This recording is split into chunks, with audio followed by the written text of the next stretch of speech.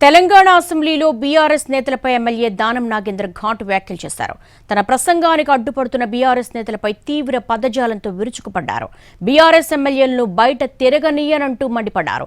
దానం వ్యాఖ్యలను MIM MLA Akbaruddin Owaisi తప్పుపట్టారు. సభకు వెంటనే క్షమాపణలు చెప్పాలని డిమాండ్ చేశారు.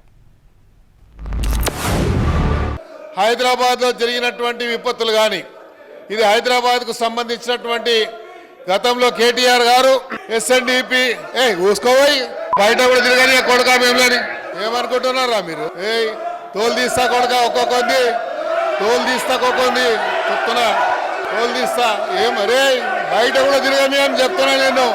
Very unparliamentary words were used by honorable member.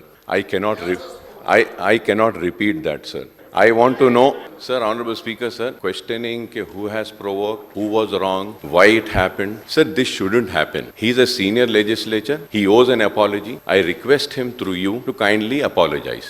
It is a very wrong message which will go.